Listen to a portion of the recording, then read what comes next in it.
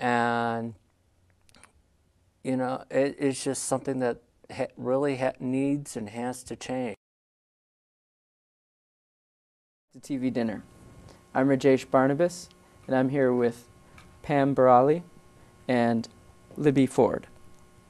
Tell me how long you guys have been a couple. Pam and I have been together for about 22 years, a little over 22 years. Mm-hmm. And you have kids? Yes, we have 2 girls, 13 and 18. And who's the biological mother? I'm biological mother of both children. And I did a co-parent adoption of both children.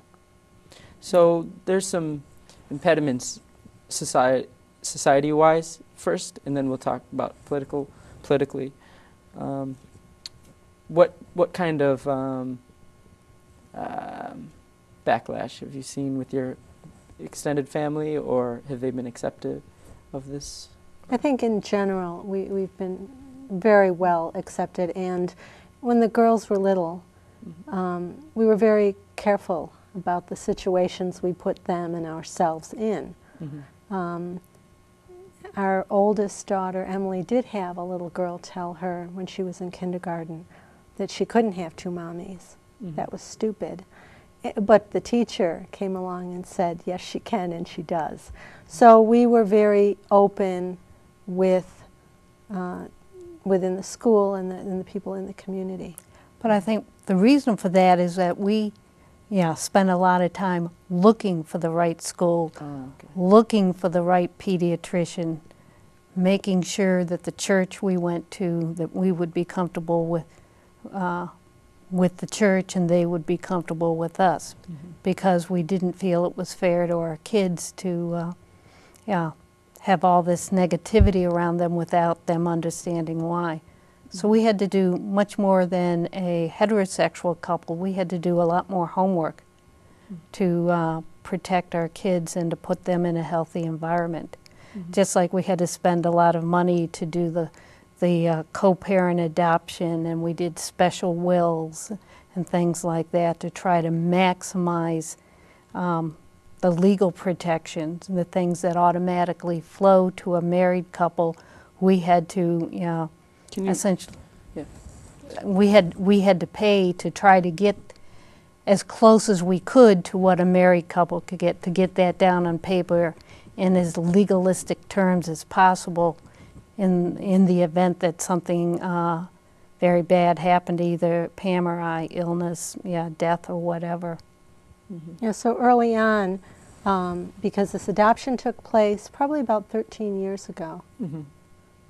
But before that, our oldest daughter, Emily, if anything had happened to me as her biological parent, Libby would have had no legal rights. So that conceivably, my family, who would never have done anything but another couple, another situation, that child could have been taken away. She could have potentially never seen her before again. And there are... So does your daughter then go to like an orphan? There's... the grandparents, you have no say. Pam's family could have taken Emily. Even though you're probably the prominent person in her life. Yeah. And so we know that we felt comfortable that would not have happened, but it could have happened, and I'm sure it has happened to other couples. So for about the first 5 years of Emily's life, she had 1 biological parent. Now, under law, and after doing this adoption, which required a home study, I mean, things that we went into having children together. We did the whole thing together. Libby was at both births. She was a mommy through the whole process, but we could not take for granted. We had to do a home study. We had to have an attorney. Yeah, and in fact, the court appointed a legal guardian to look out for the best interest of our kids in case we were acting against them in this adoption, which just kind of shows the farce of the whole system. So when we're talking about fees for lawyers, each incident, and you've ran into many, I'm assuming, along the way, is costing.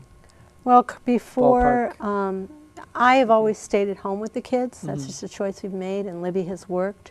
So until her company put in domestic partnership health benefits, I would write a check every month for my health insurance. She was able to cover the girls once she adopted them. So she was paying for a family plan through her employer, and then on top of it, we'd get to write a check. So as a family, yes, our family income was affected by the fact that we needed to jump through these special hoops. I'm happy to say that we don't no longer have to do that, but I know that there are couples out there that don't have the resources to pay for the adoption. Exactly.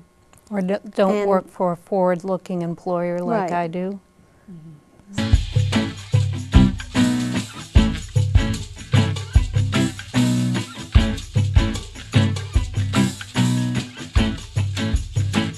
I don't need nobody to make me happy. All I need is you. All I need is you. I don't need no money to live how I should.